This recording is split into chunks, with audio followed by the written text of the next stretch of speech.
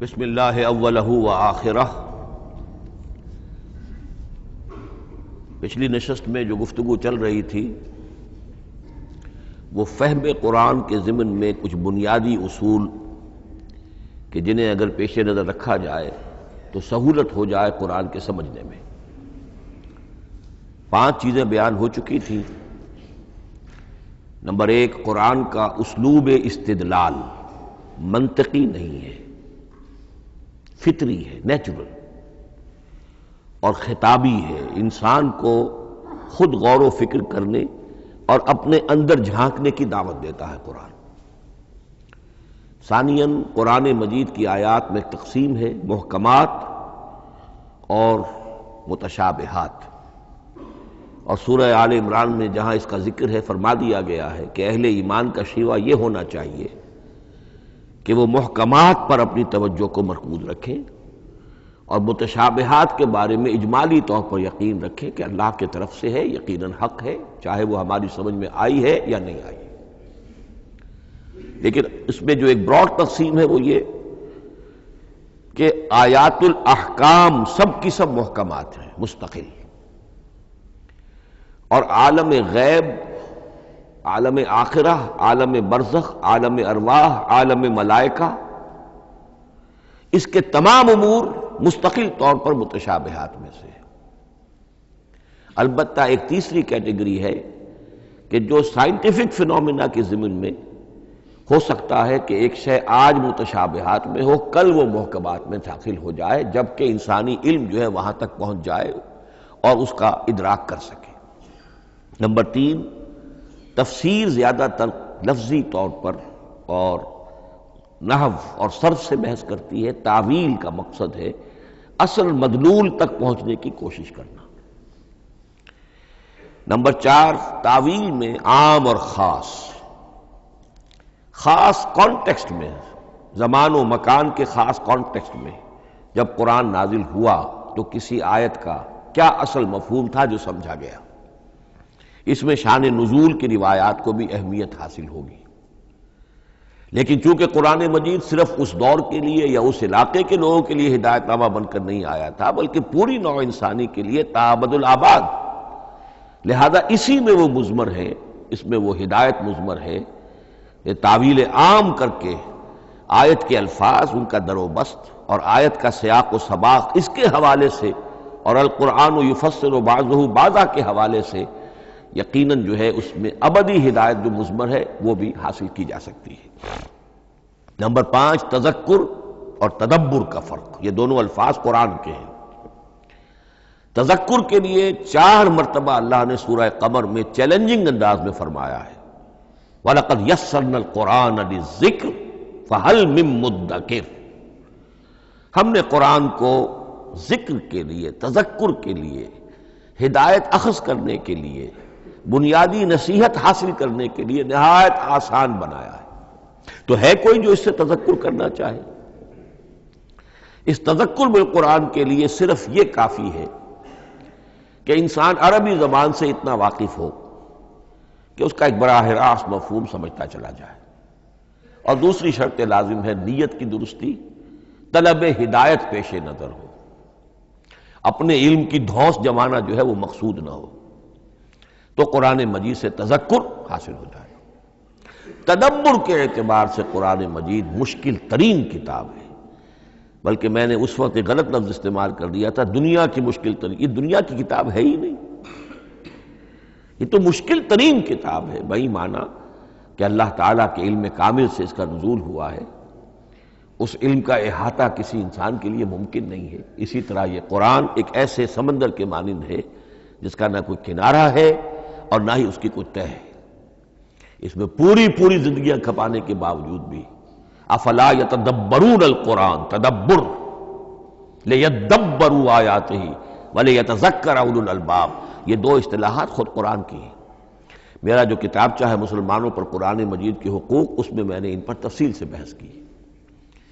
Number 6، 2 اعتبارات سے قرآن مجید پر غور کرنے والے کا ایٹیچیوڈ ایک دوسرے سے بالکل متضاد ہوگا۔ احکام کے حوالے سے ایک طالب علم کا رخ پیچھے کی طرف ہونا چاہیے، اسلاف نے کیا سمجھا، ان سے پہلوں نے کیا سمجھا، ان سے پہلوں نے کیا سمجھا، صحابہ نے کیا سمجھا، یہاں تک کہ اپنے آپ کو محمد الرسول اللہ کے قدموں میں پہنچا دیجیے۔ دین کا عملی پہلو، حلال اور حرام، جائز و ناجائز، یہ چیزیں آپ کو، یہ نہیں کہ آپ کو نئے زمانے کی وہ جو بھی ریسرچ ہو اس کے حوالے سے اور نئے زمانے کے سائنسی جو حقائق ہیں ان کے حوالے سے بات کریں۔ دوڑ پیچھے کی طرف ہے گردش ایام تو، پیچھے سے پیچھے، پیچھے سے پیچھے، یہاں تک کہ مصطفیٰ برسا خیش را کے دی ہم اوست اگر بہو نہ رسیدی تمام مولا پیچھے۔ لیکن حکمت، سائنس اس کے حوالے سے آگے بڑھی ہے، آگے سے آگے بڑھی ہے۔ وہ تو میں عرض کر چکا ہوں کہ وہ جو فینومینا قرآن مجید میں سائنٹیفک مذکور ہیں ان کی اصل حقیقت جو ہے وہ ہمارے اگر اسلاف کو سمجھ میں نہیں آ سکی تو بات سمجھ میں آتی ہے۔ ابھی علم کی سطح ہی اتنی کمزور تھی، اتنی نیچی تھی کہ ان کی اس کا ادراک ممکن نہیں تھا۔ اس میں آگے بڑھیے تو اس میں بالکل متضاد ہو گیا کہ ایک میں زمانے کا ساتھ دینے کی بجائے زمانے سے بھی آگے چلو، اور ایک میں پیچھے پیچھے پیچھے پیچھے، یہاں تک کہ محمد الرسول اللہ والذین معہ، محمد الرسول اللہ والذین معہ، ان کے قدموں تک اپنے آپ کو پہنچا دو۔ آخری شے فہم قرآن کے ضمن میں، لیکن یہ last but not the least کے مصداق ہے۔ یہ بات بہت صراحت کے ساتھ مولانا مودودی نے لکھی ہے تفہیم القرآن کے مقدمے میں، اور بہت اہم بات ہے، بہت اہم بات۔ اور وہ یہ ہے کہ قرآن مجید ایک ایسی کتاب نہیں ہے جسے کوئی محقق اور ریسرچ اسکالر اپنی لائبریری میں بیٹھ کر اور ریفرنس بک سامنے رکھ کر ادھر سے ادھر اور سمجھ لے۔ اس کے سمجھنے کی شرط لازم یہ ہے کہ جو یہ راستہ دکھاتا ہے اس پر چلنا شروع کرے۔ ایک ایک قدم کے بعد قرآنی حقائق مزید منکشف ہوں گے، اور مزید منکشف ہوں گے، اور مزید منکشف ہوں گے۔ جب تک قرآن مجید کے بتائے ہوئے راستے پر آدمی چلے گا نہیں، قرآن کی اصل حقیقت اس پر کبھی منکشف نہیں ہوگی۔ چاہے تفسیر لکھ دے، وہ تو لفظوں کی بحث ہے، صرف اور نحو ہے، یا روایات ہیں، وہ جمع کر دیجئے۔ لیکن یہ کہ قرآن مجید کا صحیح فہم عمل کے بغیر ممکن نہیں۔ جیسے قرآن مجید میں آتا زادتہم ایمانا، ایمان بڑھتا ہے، عمل کے ذریعے سے ایمان بڑھتا ہے۔ میں اس میں ایک شے کا اضافہ کر رہا ہوں۔ میرے نزدیک قرآن مجید مینول آف ریولیوشن، محمد عربی صلی اللہ علیہ وسلم نے ایک عظیم انقلاب برپا کیا دنیا میں، اور ایک انقلابی جد و جہد کی ہے۔ دعوت کے قبول کرنے والوں کو منظم کرنا، ان میں سم و طاعت کی عادت پیدا کرنا، پھر ان میں تن من دھن قربان کرنے کا جذبہ پیدا کرنا، پھر ان کا تزکیہ کرنا، ان کی تربیت، پھر جب وہ تیار ہو جائیں تو باطل سے ٹکر، اور اس میں پھر جہاد اور قتال کے مراحل، تاکہ انقلاب آ گیا، اور یہ کہ جاء الحق وزہق الباطل ان الباطل کان زہوقا۔ اس جد و جہد کے ہر مرحلے پر قرآن نازل ہو رہا ہے، جو اس مرحلے کے جو مسائل ہیں، جو اس مرحلے کے پرابلمز ہیں، جو اس مرحلے کی مشکلات ہیں، ان سے بحث کر رہا ہے۔ اب اگر کوئی فرد یا کوئی گروہ اس پروسیس میں وہ داخل ہی نہیں، وہ سمجھ ہی نہیں سکتا کہ یہ جو بات کہی جا رہی ہے اس کا اصل محل کیا ہے، مقام کیا ہے، کیوں کہی جا رہی ہے، وہ تو جب اسی قسم کی انقلابی جد و جہد میں کوئی خود مبتلا ہوگا تو اسے معلوم ہوگا کہ یہ تھی وہ مشکل، یا یہ تھا وہ مسئلہ، یا یہ تھا وہ مرحلہ جو اس وقت کی جو جد و جہد تھی محمد الرسول اللہ والذین معہ کی، کہ اس وقت یہ آیات نازل ہوئی۔ اس طریقے سے مینول آف ریولیوشن میں کہا کرتا ہوں، چونکہ ہماری جو طب کی تعلیم ہوتی ہے ان میں مینول آف ڈسیکشن، سب سے پہلے جو ہے اناٹمی پڑھائی جاتی ہے اور ڈیڈ باڈی کی ڈسیکشن ہوتی ہے، تو مینول آف ڈسیکشن جو ہے وہ پہلی کتاب ہوتی ہے جو ہمیں ملتی ہے۔ یہ ہوتا ہے، بتایا جاتا ہے یہاں ذرا شکاف دو اور یہ کھال کو کاٹو، اس کے اندر تمہیں یہ نظر آئے گا، یہ فیشیا ہے، پھر اسے اس کے اندر ایک اور شگاف دو، یہ نظر آئے گا۔ بالکل اسی طریقے سے قرآن مجید کی انگلی پکڑ کر اگر آپ چلیں گے تو پھر درجہ بدرجہ قرآن آپ پر منکشف ہوتا چلا جائے گا۔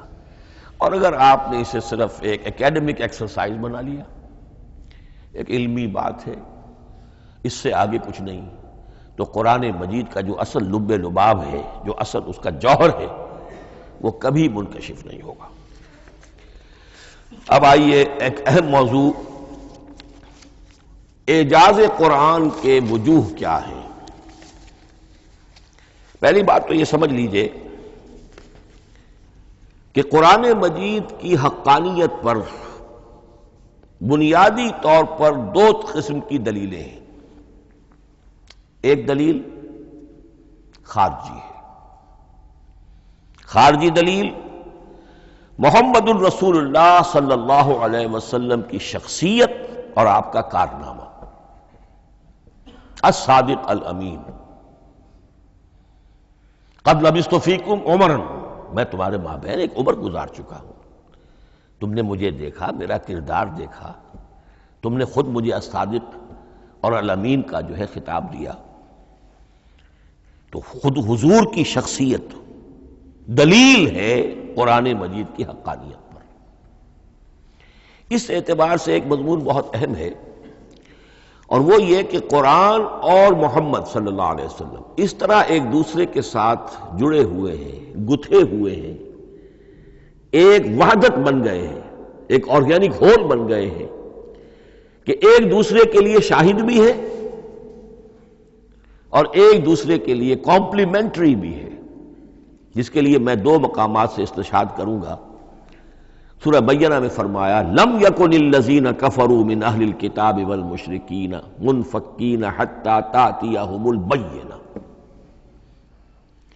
اہل کتاب میں سے اور کفار میں سے، مشرکین میں سے جو لوگ جنہوں نے کہ کفر کیا تھا، وہ علیحدہ نہیں کیے جا سکتے تھے جب تک کہ بینہ نہ آ جاتی۔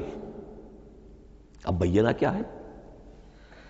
رسول من اللہ یتلو صحفا مطہرۃ فیہا کتب قیمہ۔ بینہ دو چیزوں سے مل کر بنی، رسول من اللہ یتلو صحفا مطہرۃ فیہا کتب قیمہ، رسول اور قرآن مل کر بینہ ہے۔ رسول کی شخصیت بین ہے، اور یہ قرآن مجید کے لیے دلیل ہے۔ دوسری طرف قرآن مجید محمد کی رسالت کا ثبوت ہے، جیسے کہ آپ دیکھتے ہیں یاسین والقرآن الحکیم انک لمن المرسلین، والقرآن الحکیم، قسم ہے اس قرآن حکیم کی، یعنی یہ قرآن حکیم گواہ ہے، شاہد عادل ہے کہ اے محمد آپ اللہ کے رسول ہیں۔ محمد کی شخصیت، حقانیت قرآن پر دلیل، قرآن محمد کی رسالت پر دلیل، ایک دوسرے کے شاہد۔ دوسرا مقام سورہ طلاق کا ہے، قد انزل الیکم ذکرا، دیکھو لوگو اللہ نے تمہارے لیے یاد دہانی ذکر نازل کر دیا ہے۔ وہ یاد دہانی کیا ہے؟ رسولا یتلو علیکم آیات اللہ مبینات، اللہ کا ایک رسول پڑھ کر سنا رہا ہے اللہ کی آیات بینات۔ یہ دونوں چیزیں مل کر بینہ بنا، دونوں چیزیں مل کر ذکرا بنا۔ اس حوالے سے یہ دونوں چیزیں ایک دوسرے کے ساتھ یوں سمجھیے کہ اس طریقے سے گتھی ہوئی ہیں، دونوں حقیقتیں اس طرح جمع ہیں کہ ایک دوسرے سے جدا نہیں کی جا سکتی۔ اگلی بات یہ سمجھیے کہ قرآن مجید محمد الرسول اللہ کا اصل معجزہ، بلکہ اس سے آگے بڑھ کر ایک لفظ استعمال کروں گا، واحد معجزہ ہے۔ آپ شاید حیران ہو کہ اور بھی تو معجزات بیان ہوتے ہیں حضور کے، لیکن میری بات سمجھیے، غور کیجئے، ان واقعات سے مجھے انکار نہیں ہے، لیکن جو بات میں کہنا چاہتا ہوں اس کو اچھی طرح سمجھیے۔ معجزہ کہتے کسے ہیں؟ معجزہ عاجز کر دینے والی شے. اس معجزے میں دو چیزیں ہونی لازم ہیں: دعویٰ اور تحدی، چیلنج. جب کہ کوئی خرق عادت کوئی شے پیدا ہو جائے، خرق عادت اسے کہتے ہیں کہ فزیکل لا ایک ہے، پانی، واٹر کیپس اٹس سرفیس، حضرت موسیٰ کا عصا اس پر لگا اور سمندر پھٹ گیا. خرق عادت ہے، یعنی جو عادی قانون ہے، عام طور پر جو قوانین طبعیہ ہیں، ان کا پھٹ جانا، ختم ہو جانا، ٹوٹ جانا، اور کسی حقیقت کا اس میں سے ظاہر ہو جانا جو ان فزیکل لاز کے خلاف. آگ کے بارے میں قانون کیا ہے؟ وہ جلاتی ہے. لیکن یہ کہ یہ معجزہ ہے، یہ خرق عادت ہے کہ حضرت ابراہیم آگ میں ڈالے گئے، اس نے نہیں جلایا. یا نارو کونی بردن و سلام علی ابراہیم. تو خرق عادت کو اب دو قسموں میں آپ سمجھیے. ایک خرق عادت وہ ہے جو دعوے کے ساتھ پیش کیا جائے اپنی صداقت، اپنی رسالت کی حقانیت اور صداقت کے ثبوت کے طور پر، اور اس میں چیلنج کیا جائے کہ آؤ مقابلہ کر لو. وہ اس رسول کا اصل معجزہ ہوتا ہے. ایک خرق عادت وہ ہے جو اللہ تعالیٰ اپنے نیک بندوں کی بزرگی کو ظاہر کرنے کے لیے، غیر انبیاء کے لیے بھی کرامات جنہیں ہم کہتے ہیں ہو جاتی ہے. بہت سے صحابہ سے وہ کرامات ثابت ہیں. حضرت عمر رضی اللہ تعالی عنہ کو شام کا میدان جنگ دکھا دیا گیا، یا ساریۃ الی الجبل کے الفاظ آپ نے فرمائے. ابھی تو ٹیلی ویژن کہیں نہیں تھا، ابھی یہ سارے وسائل و ذرائع موجود نہیں تھے. یہ خرق عادت ہے. غیر نبی کے لیے اسے ہم کہیں گے کہ یہ کرامات ہے. نبی کے لیے لفظ معجزہ اختیار کر لیا جاتا ہے، لیکن معجزہ اس کو نہیں کہنا چاہیے. اصل میں یہ بھی نبی کے لیے کرامات کے درجے کی شے ہے جو اس سے بلند ہے. معجزہ وہ ہے جسے کوئی نبی دلیل کے طور پر پیش کرے اور اس پر چیلنج کرے کہ آؤ اور مقابلہ کرو. مثلا حضرت موسیٰ علیہ السلام کو دو معجزے دیے گئے، اور اس میں سے جو سانپ بن جانا تھا لاٹھی کا، وہ معجزہ ہے جس پر چیلنج بھی آیا اور ساحروں سے مقابلہ بھی کیا، اور ساحر شکست کھا گئے، عاجز آ گئے. القی السحرۃ ساجدین، وہ سارے جادوگر جو ہے فوری طور پر بے اختیار سجدے میں گر گئے. آمنا برب موسیٰ و ہارون، ہم ایمان لے آئے موسیٰ اور ہارون کے رب پر. یہ معجزہ ہے.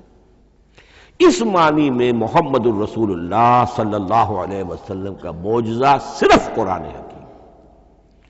قرآن مجید میں آپ سورہ انعام میں بھی دیکھیں گے بہت ہی شدت کے ساتھ، سورہ بنی اسرائیل میں دیکھیں گے بڑی تفصیل کے ساتھ معجزے طلب کیے گئے.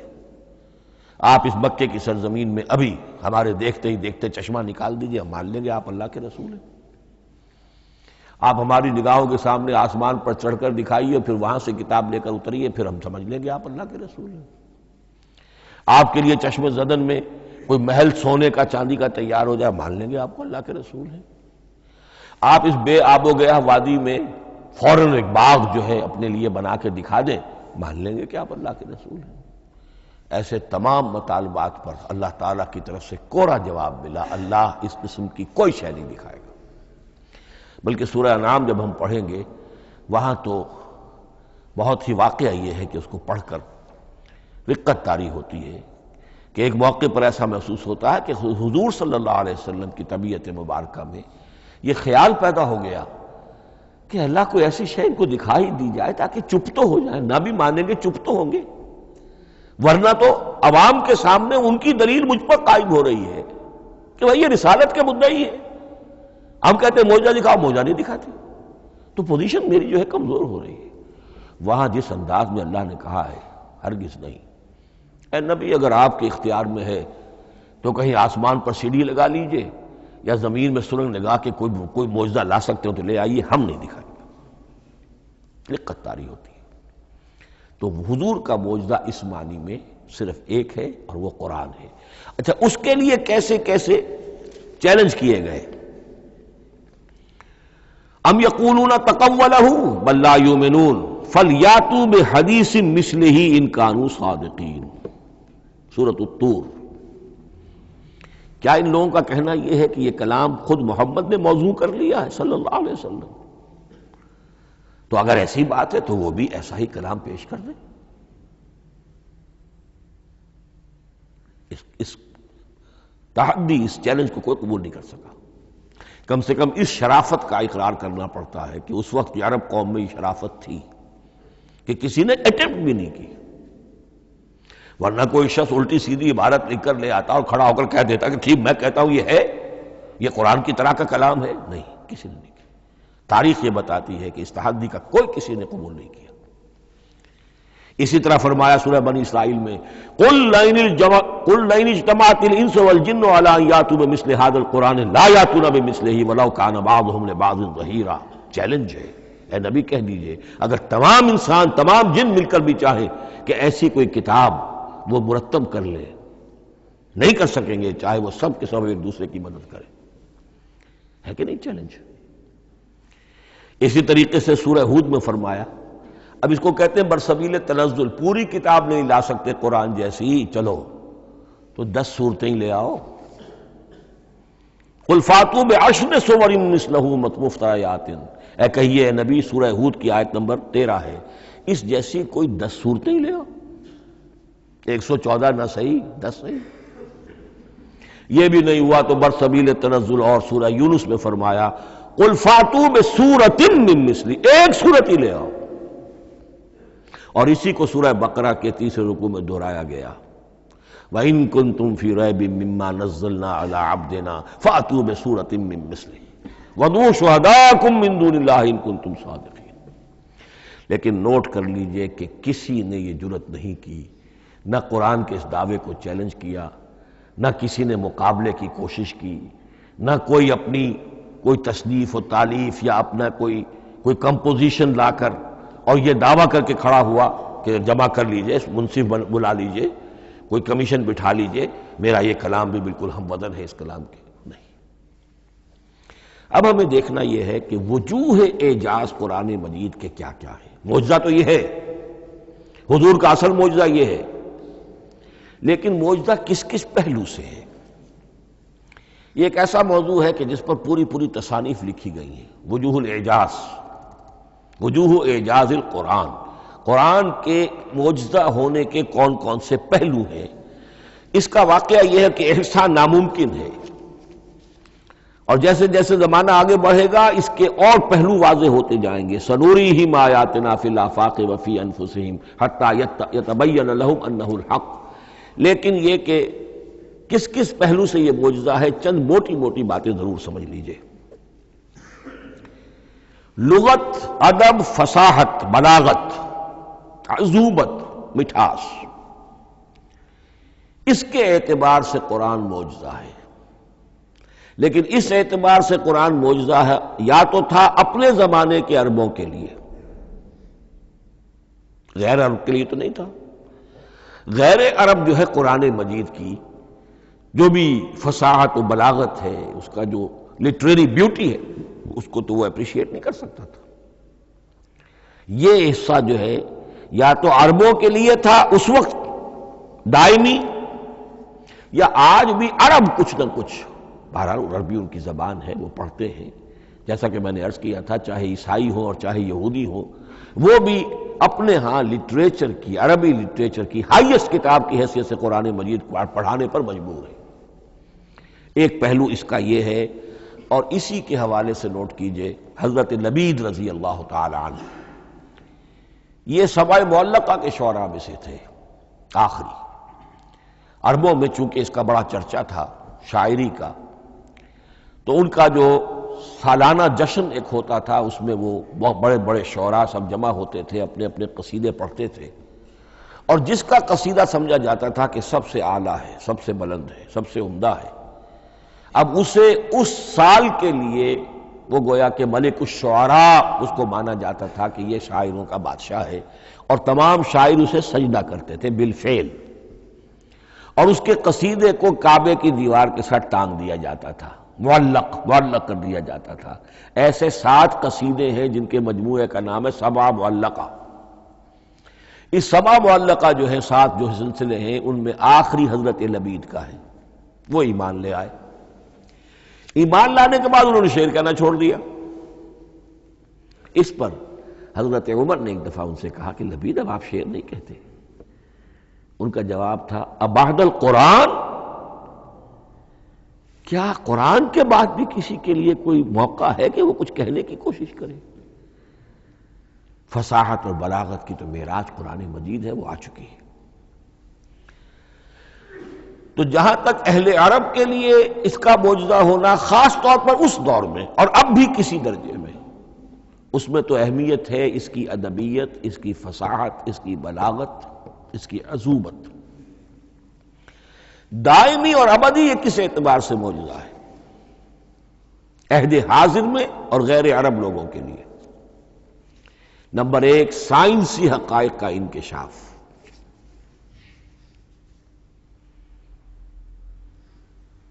جس طریقے سے کہ یہ سائنسی حقائق منکشف ہوتے چلے جا رہے ہیں ابدی طور پر. میں ڈاکٹر مورس بکائی کا حوالہ دے چکا ہوں اور پروفیسر ڈاکٹر کیتھل مور کا حوالہ دے چکا ہوں، ان کو ذہن میں رکھیے.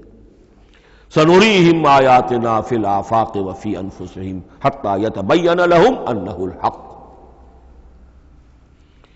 نمبر دو، حضور کا وہ کارنامہ کہ آپ نے ایک عظیم انقلاب برپا کر کے دکھایا اور وہ نظام قائم کر کے دکھایا کہ جس سے بہتر، جس سے عادلانہ، جس سے زیادہ منصفانہ کوئی نظام دنیا میں نہ آج تک قائم ہوا ہے اور نہ اس کی کوئی دوسری نظیر پیش کی جا سکتی. یہ ہے سب سے بڑا معجزہ، اور معجزہ ہوا قرآن سے. اتر کر حرا سے سوئے قوم آیا اور ایک نسخہ کیمیا ساتھ لایا. یہ سارا معجزہ، جیسا کہ میں نے شروع میں عرض کیا ہے، محمد اور قرآن دونوں مل کر بینہ بھی ہے تو رسول من اللہ یتلو صحفا مطہرۃ فیہا کتب قیمہ، اور قد انزل الیکم ذکرا رسولا یتلو علیکم آیات اللہ المبینات. یہ معجزہ جو ہے جس کے حوالے سے دنیا میں بڑی بڑی شخصیات نے شہادت دی. ایم این رائے اس صدی کا ایک بہت بڑا انقلابی شخص، کمیونسٹ انٹرنیشنل کا رکن. اس صدی کی ابتدا میں جو شورا تھا، جو غلغلہ تھا، جو ولولہ تھا بولشوک ریولوشن کا، اور جو دنیا کے اندر ایک دھوم مچ گئی تھی، اس کو ذہن میں رکھیے. اور اس میں کمیونسٹ انٹرنیشنل کا رکن ایم این رائے 1920 میں اس نے لاہور میں ایک خطبہ دیا تھا، ہسٹوریکل رول آف اسلام. اور اس نے کہا تھا تاریخ انسانی کا عظیم ترین انقلاب وہ ہے کہ جو محمد نے برپا کیا صلی اللہ علیہ وسلم. آج بھی یہ کتاب بھارت میں چھپتی ہے، بامبے کا ایک پبلشر شائع کرتا ہے، historical role of Islam by M N Roy. پھر آگے چلیے، ایچ جی ویلز اگرچہ انتہائی رقیق حملے کرتا ہے حضور کی زندگی کے بعض پہلوؤں پر، جیسے رشدی نے کیے ہیں یا جیسے تسلیمہ نسرین ایک بنگالی خاتون نے کیے ہیں، اسی طرح کے حملے کیے اس نے بھی. اور یہ اس لیے بتا رہا ہوں کہ یہ اسٹیبلش ہو جائے کہ وہ دوست نہیں ہے، دشمن ہے. عربی کا ایک مقولہ یہ ہے کہ الفضل ما شہدت بہ الاعداء، اصل فضیلت تو اس شے کی ہے جس کی گواہی دشمن دے. دوست تو تعریف کریں گے، قابل تعریف شے کی بھی تعریف کریں گے، بڑھ چڑھ کر کریں گے. یہ بھی ہو سکتا ہے کسی قابل مذمت شے کی بھی تعریف کر بیٹھے، دوست تو ہوئے. دشمن جو ہے وہ تو ظاہر بات ہے اسی بات کو مانے گا کہ جس میں کسی شک و شبہ کی گنجائش نہ ہو. اس لیے میں نے عرض کیا کہ دشمن ہے، رقیق حملے کرتا ہے. لیکن آخر میں جب آتا ہے concise history of the world میں چیپٹر جو ہے حضور پر، اس میں خطبہ حجۃ الوداع کا وہ حوالہ دیتا ہے، لا فضل لعربی علی عجمی ولا لعجمی علی عربی ولا لاحمر علی اسود ولا لاسود علی احمر الا بالتقوی. اور پھر لکھتا ہے کہ اگرچہ انسانی حریت و اخوت و مساوات کے واعظ تو پہلے بھی بہت کہے گئے تھے، یہاں تک کہ مسیح ناصری حضرت عیسیٰ علیہ السلام کے ہاں بھی ہمیں بڑے واعظ ملتے ہیں، لیکن یہ ماننا پڑتا ہے کہ تاریخ انسانی میں پہلی مرتبہ ان اصولوں پر ایک انسانی معاشرہ قائم کر کے دکھایا محمد نے صلی اللہ علیہ وسلم. Although the sermons of human freedom, fraternity and equality were said before also. And we find a lot of them in Jesus of Nazareth. But it must be admitted that it was Muhammad sallallahu alaihi wasallam who established for the first time in history a society based on these principles. اسی طرح کی گواہی آج سے تقریباً 20 سال پہلے امریکہ کے ڈاکٹر مائیکل ہارٹ نے دی. A selection and gradation of the 100 most influential personalities of human history. اور نمبر 1 پر محمد کا ذکر کر رہا ہے صلی اللہ علیہ وسلم، اور کہتا ہے نیچرلی آئی او این ایکسپلینیشن، میں عیسائی ہوں اور ابھی تک عیسائی ہے وہ، اس کی موت کی بھی ابھی کوئی خبر نہیں آئی ہے، عیسائی ہے، لیکن یہ کہ اس نے حضور کو نمبر 1 پر رکھا، حضرت عیسیٰ کو نمبر 3 پہ لے گیا. تو نیچرلی آئی او این ایکسپلینیشن، اور پھر ایکسپلینیشن دی ہے this is because he is the only person supremely successful in both the religious and secular fields. یہ دونوں میدان جو ہے مذہب اور روحانیت اور دوسری طرف سیاست اور حکومت اور ریاست، ان دونوں میدانوں میں بیک وقت انتہائی کامیاب انسان صرف ایک ہے، اور وہ محمد ہے صلی اللہ علیہ وسلم. یا تو آدمی اس میں اونچا ہوتا ہے، روحانیت میں ہے، دین میں ہے، اخلاق میں ہے، تو سیاست اور ریاست میں زیرو ہوگا. یا کوئی بہت بڑا بادشاہ ہے، بڑا حکمران ہے، بڑا فاتح ہے، سکندر اعظم ہے، تو وہ اخلاقیات میں اور روحانیات میں زیرو نہیں، مائنس ہوگا.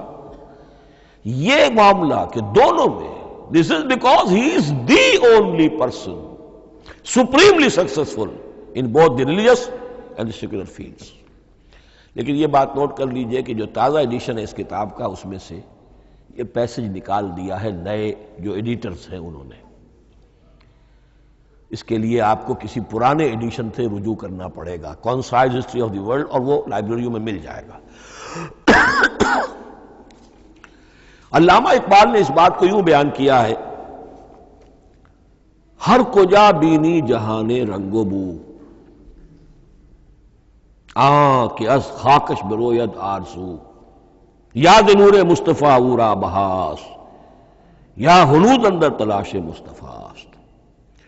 اس دنیا میں تمدن کے اعتبار سے، اخلاق کے اعتبار سے، معاشرت کے اعتبار سے کہیں کوئی خوبی اگر تمہیں نظر آتی ہے، کوئی رمق نور کی، خوبی کی، بھلائی کی، رنگ و بو، جان لو کہ یا تو وہ نور محمدی سے مستعار لی گئی ہے، اور یا ابھی تک انسان ابھی محمد کی تلاش میں ہے، ادھر جا رہا ہے، قافلہ ادھر جا رہا ہے، نوع انسانی کا چاروں ناچار ادھر جا رہا ہے. سوشل ایوولوشن کا پروسیس انسان کو افراط و تفرید کے دھکوں کے باوجود تدریجاً لے کر جا رہا ہے بحیثیت مجموعی پوری مین کائنڈ کو اسی بات کی طرف کہ جس کی طرف دعوت دی تھی محمد رسول اللہ صلی اللہ علیہ وسلم. ہر کجا بینی جہان رنگ و بو، کہ از خاکش بروید آرزو، یا ز نور مصطفیٰ اورا بہاست، یا ہنود اندر تلاش مصطفیٰ است. اسی اعتبار سے میں ایک بات اور کہہ رہا ہوں، اس پہلو سے واقعہ یہ ہے کہ میرے نزدیک اس دور میں اعجاز قرآن کی سب سے بڑی نمائندہ شخصیت، اعجاز قرآن کا سب سے بڑا مظہر علامہ اقبال کی ذات ہے. 20ویں صدی کا مفکر، فلسفی، مشرق و مغرب کے فلسفے پڑھ چکا، قدیم اور جدید فلسفہ سب کا مطالعہ کیا، اور اس کے بعد اس کو قرآن کی حقانیت پر جو یقین نظر آیا ہے، قرآن کی عظمت جس طرح اس پر منکشف ہوئی ہے، وہ واقعہ یہ ہے کہ مجھے کم سے کم اپنی محدود معلومات کی حد تک عظمت قرآن کا وہ انکشاف کسی دوسرے شخص پر نظر نہیں آتا. انہوں نے جس طریقے سے مرثیے کہے ہیں کہ مسلمان قوم نے کس طرح قرآن کو چھوڑا ہوا ہے، واعظ ہے تو قرآن سے نہیں کہیں اور سے، تربیت اور تزکیہ نفس ہے تو اس کا تعلق قرآن سے نہیں، وہ بھی کچھ اور مستعار چیزیں ادھر سے ادھر سے لے لی ہیں، فلسفے ہیں تو کہیں اور سے لے لیے ہیں، قرآن سے حکمت جو ہے وہ اخذ نہیں کی گئی ہے. کیسے کیسے انہوں نے عظمت قرآن کا جو انکشاف ان پر ہوا، اس کی تعبیر کی ہے، کتاب زندہ قرآن حکیم، حکمت او لا یزال است و قدیم، حرف اورا ریب نئے، تبدیل نئے، آیا شرمندہ تعویل نئے، فاش گویا ماچے در دل مضمر است، ای کتابیں نیز چیزیں دیگر است، مثل حق پنہاؤ ہم پیداستو، زندہ و پائندہ و گویاستو، چون بجاں در رفت جہاں دیگر شود، جہاں چو دیگر شد جہاں دیگر شود۔ میں اس میں خاص طور پر 2 اشعار آپ کو اس وقت سنانا چاہتا ہوں۔ انہوں نے حضور سے مناجات کرتے ہوئے 2 اشعار کہیں، اس سے آپ کو اندازہ ہوگا کہ انہیں کتنا یقین تھا کہ میرے سارے فکر کا منبع قرآن حکیم ہے۔ کہتے ہیں گر دلم آئینہ بے جوہر است،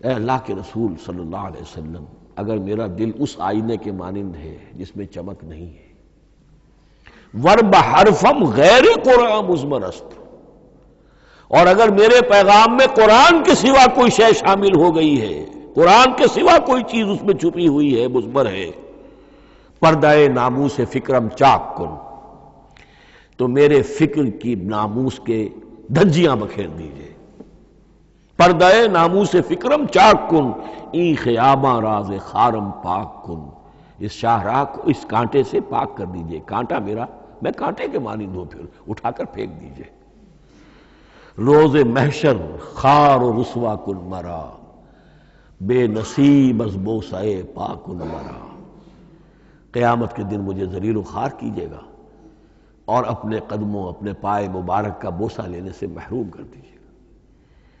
یہ اتنی بڑی بد دعا جو اقبال اپنے آپ کو دے رہا ہے، تو کس قدر یقین اسے حاصل ہے کہ اس نے قرآن کی ترجمانی کی ہے۔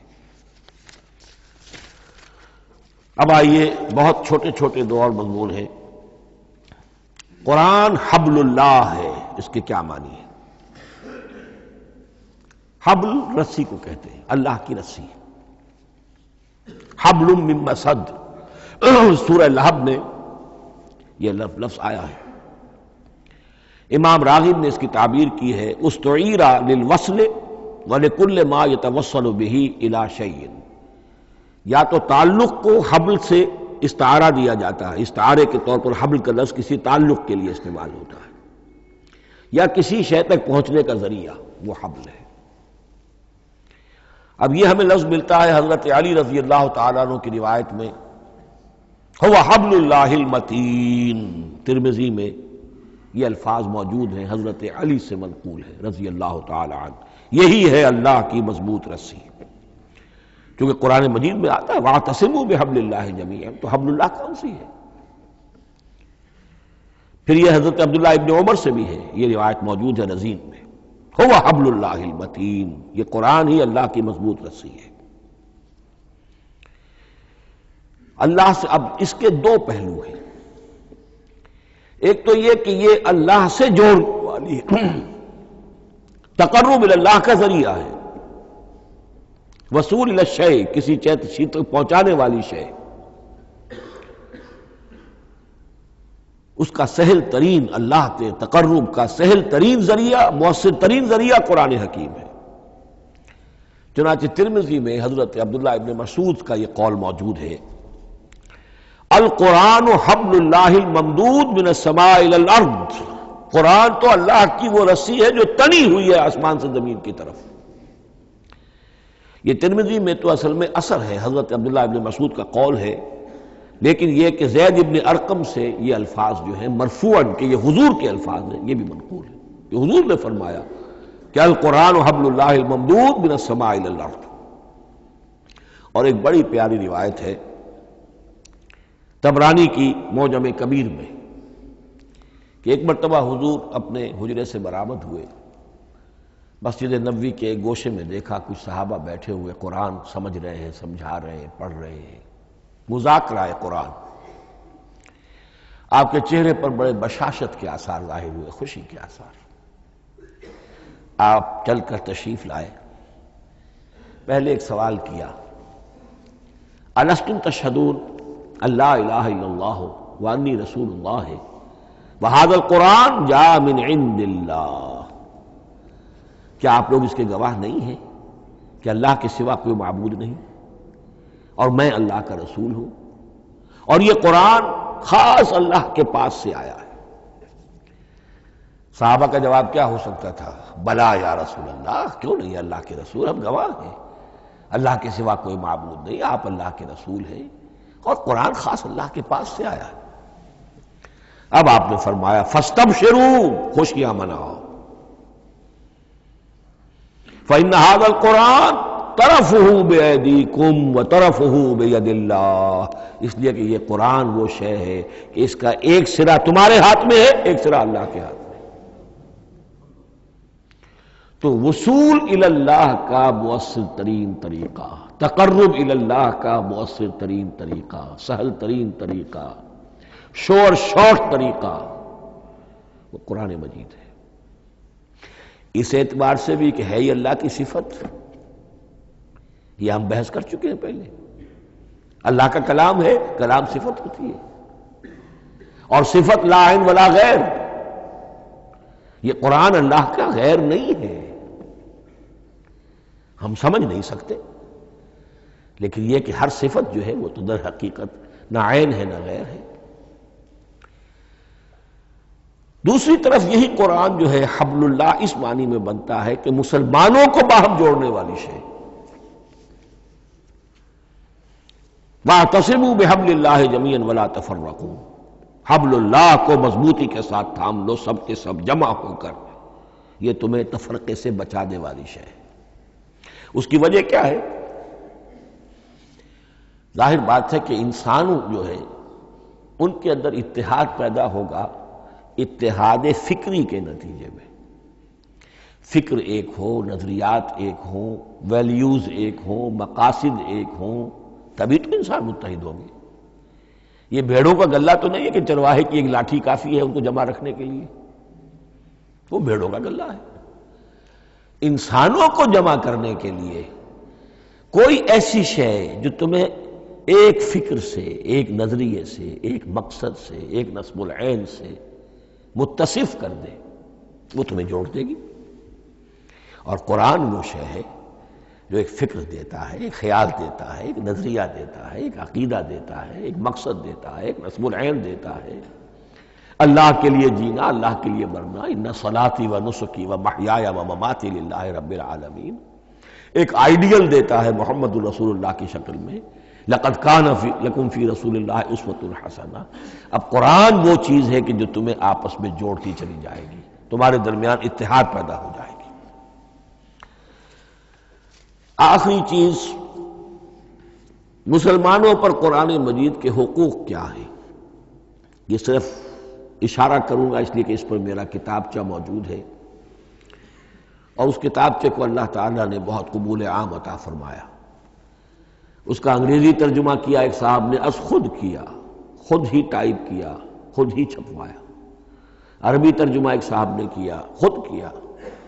فارسی ترجمہ ایک صاحب نے کیا، خود کیا، بغیر کسی معاوضے کے۔ ملیشیا میں وہ چھپ چکا ہے، لاکھوں کی تعداد میں عام ہو چکا ہے۔ پھر میں نے ایک موقع پر 1970 میں رمضان مبارک کے دوران آخری عشرے میں مولانا بن نوری رحمۃ اللہ علیہ تشریف لائے ہوئے تھے مدینہ منورہ، اور میں نے بھی وہ پورا رمضان مبارک اس سال وہیں کیا تھا۔ میں نے ان کو دیا تھا کہ آپ دیکھیے اس میں کوئی غلطی ہو تو مجھے بتا دیجئے، میں اسے بڑے پیمانے پر شائع کرنا چاہتا ہوں۔ انہوں نے حالت اعتکاف میں مسجد نبوی میں پڑھا ہے، صرف ایک جگہ ایک جملے میں انہوں نے اصلاح تجویز کی، وہ میں نے کر دی۔ اس اعتبار سے اب یہ کتابچہ جو ہے مصدقہ ہے مولانا محمد یوسف بن نوری رحمۃ اللہ علیہ کا۔ اس میں اللہ تعالیٰ نے جو بات مجھ سے کہلوا دی تھی، تقریباً 30 سال پہلے کی بات ہے، ہر مسلمان پر قرآن مجید کے 5 حقوق حسب استعداد و توفیق عائد ہوتے ہیں۔ پہلے یہ کہ اس پر ایمان ہو جیسا کہ ایمان کا حق ہے، صرف زبانی ایمان نہیں، دل سے یقین کہ یہ اللہ کا کلام ہے۔ اور اس کا نتیجہ کیا ہوگا؟ پھر عظمت اس کی پیدا ہوگی، ایمان و تعظیم، یہ پہلا حق ہے۔ تلاوت و ترتیل، اس کو پڑھے جیسے کہ پڑھنے کا حق ہے، پھر سمجھے جیسے کہ سمجھنے کا حق ہے، تذکر و تدبر، پھر عمل کرے، انفرادی طور پر بھی اجتماعی طور پر بھی۔ انفرادی طور پر جو آپ کی زندگی کے معاملات ہیں وہ آپ قرآن کے مطابق طے کریں، قومی سطح پر حکومت اور ریاست اور قانون اور سیاست اس کے سارے تقاضے قرآن کے مطابق پورے ہوں، اور آخری یہ کہ اس قرآن کو پہنچائیں اور عام کریں، جس کے لیے حضور نے اس حد تک اس میں عمومیت کر دی ہے کہ بلغوا انی ولو آیۃ، پہنچاؤ میری جانب سے خواہ ایک ہی آیت پہنچاؤ، میرا کوئی امتی اس سعادت سے بالکل محروم نہ رہ جائے۔ اول تو خیرکم من تعلم القرآن وعلمہ، تم میں سے بہترین لوگ وہ ہیں جو اسی کے لیے اپنے آپ کو وقف کر دیں، قرآن پڑھیں اور پڑھائیں، سیکھیں اور سکھائیں، سمجھیں اور سمجھائیں۔ اس لیے کہ سمجھنے اور سمجھانے، سیکھنے اور سکھانے، پڑھنے اور پڑھانے کا بھی کوئی ایک لیول تو نہیں ہے، ایک عام لوگوں کی سطح ہے، ایک ان سے اوپر کی سطح ہے، ایک انٹلیکچوئلز کی سطح ہے، ایک جینیس لوگوں کی سطح ہے۔ ان تمام سطحوں پر قرآن کو سمجھانے کے لیے، پہنچانے کے لیے خود بھی تو اوپر اٹھنا پڑے گا، خود اسے سیکھنا پڑے گا، خود اس کی گہرائی میں غوطہ زنی کرنی پڑے گی، اور یہ ایک لائف لانگ پروسیس ہے، یہ کوئی پارٹ ٹائم جاب نہیں ہے، یہ کوئی صرف پیس ٹائم نہیں ہے، یہ کوئی ہابی نہیں ہے، ہمہ وقت ہمہ تن، خیرکم من تعلم القرآن وعلمہ۔ اب آخری بات بتا رہا ہوں، اور وہ یہ ہے کہ قرآن مجید وحی باللفظ ہے، صرف وحی بالمعنی نہیں ہے۔ یہ بحث اصل میں کیونکہ ہمارے پڑھے لکھے طبقے میں کچھ زیادہ ہو جاتی ہے، خاص طور پر جو مشنری اسکولوں وغیرہ میں پڑھے ہوں اور عیسائیت اور اس کے عقائد اور اس کے فلسفے کی کوئی تھوڑی بہت ان کو کوئی چھوت لگ گئی ہو۔ عیسائیوں کے ہاں یہ عقیدہ ہے، اجماعی عقیدہ ہے کہ وحی بالمعنی ہوتی ہے، یعنی وحی کا ایک مفہوم ہے جو نبی پر اتار دیا جاتا ہے، پھر نبی اپنے الفاظ میں اسے ادا کرتا ہے۔ لفظ اللہ کے نہیں ہوتے، لفظ نبی کے ہوتے ہیں، مفہوم اللہ کا ہوتا ہے۔ ان کے لیے مجبوری یہ ہو چکی ہے جس کی وجہ سے انہیں یہ عقیدہ اپنانا پڑا کہ کوئی ایک انجیل ہے ہی نہیں، 104 انجیلوں میں سے وہ انہوں نے 4 سلیکٹ کی تھی کینونیکل گاسپلز، باقی جو ہے وہ اب وہ ان کو مستند نہیں مانتے، اپوکریفل کہتے ہیں۔ اور میں نے ایک مرتبہ ایک پادری صاحب سے، مسٹر وائٹ ہوتے تھے منٹگمری میں نے ان سے پوچھا which one of them is Bible؟ یہ متی اور یہ لیوک اور مارکس اور جان، ان میں سے کون سی بائبل کون سی ہے؟ تو اس نے جواب دیا none of them is Bible، Bible is in them، ان میں سے کوئی ایک بھی مشخص طور پر، معین طور پر بائبل نہیں ہے، بائبل ان میں ہے بحیثیت مجموعی۔ لہذا ان کے لیے یہ عقیدہ جو ہے وہ لازم سا ہو گیا۔ ہمارے ہاں بھی بعض فلاسفہ نے اس قسم کی باتیں کی ہے کہ جن سے یہ دھوکہ لگتا ہے، لیکن میں خاص طور پہ چونکہ علامہ اقبال کا تذکرہ میں نے آج کیا ہے، اسی حوالے سے میں ان کا ایک واقعہ بیان کرنا چاہتا ہوں۔ ایف سی کالج لاہور کے پرنسپل تھے ڈاکٹر یوئنگ، ایک دعوت تھی، اس میں علامہ بھی تھے، وہ بھی تھے۔ تو ڈاکٹر یوئنگ نے کہا، وہ بڑا فلسفی تھا، کہ ڈاکٹر اقبال ہم نے سنا ہے کہ آپ بھی وحی باللفظ کے قائل ہیں، آپ جیسا پڑھا لکھا شخص، عالم دانا۔ علامہ اقبال نے فرمایا جی ہاں، اور مجھے تو اس کا ذاتی تجربہ ہے، مجھ پر تو جو شعر نازل ہوتے ہیں وہ الفاظ میں ڈھلے ہوئے ہوتے ہیں، میں ان میں تبدیلی کرنا چاہوں تو نہیں کر سکتا۔ تو اگرچہ اس سوال اس جواب کو ہم کہیں گے کہ یہ الاجوبۃ المسکتہ، مسکت چپ کر دینے والا جواب تھا کہ جو علامہ اقبال نے دیا، لیکن ذہن میں رکھیے یہ کہ جو وحی باللفظ ہے وہ ختم ہو چکی محمد الرسول اللہ صلی اللہ علیہ وسلم پر۔ وحی رسالت وحی باللفظ ہے، وہ ختم ہو چکی۔ البتہ الہام، کشف، رویا، القاء، یہ وحی بالمعنی ہے، یہ کوئی ایک شے ہے جو دل میں ڈال دی جاتی ہے، اس کے دروازے آج بھی کھلے ہوئے ہیں۔ اور یہ جان لیجئے قرآن مجید کی حقانیت کا جو اصل ثبوت ہے وہ یہ ہے کہ آپ اسے اپنے باطن کے اندر محسوس کریں۔ یہ جو باطنی تجربہ علامہ اقبال نے کہا ہے کہ انسان اپنے باطن میں محسوس کرے کہ ہاں یہ بات ہے، ٹھیک ہے، اس کے لیے کہ علامہ ابن قیم رحمۃ اللہ علیہ کا قول ایسا ہے، بڑا پیارا قول ہے۔ قرآن کے کچھ پڑھنے والے ایسے ہیں جب قرآن کو پڑھتے ہیں تو یوں محسوس کرتے ہیں کہ ہم مصحف سے نہیں پڑھ رہے، لوح قلب سے پڑھ رہے ہیں، ہمارے دل پر لکھا ہوا قرآن موجود ہے۔ یعنی ہماری فطرت، ہمارے اندر کی کوئی حقیقت ہے جو سرٹیفائی کر رہی ہے، توثیق کر رہی ہے، اٹیسٹ کر رہی ہے کہ ہاں یہ ٹھیک ہے۔ اور اس کی وجہ کیا ہے؟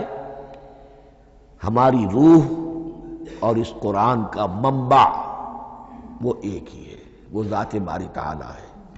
یہ کلام اللہ ہے اور ہماری روح امر اللہ۔ یسألونک عن الروح قل الروح من امر ربی وما اوتیتم من العلم الا قلیلا۔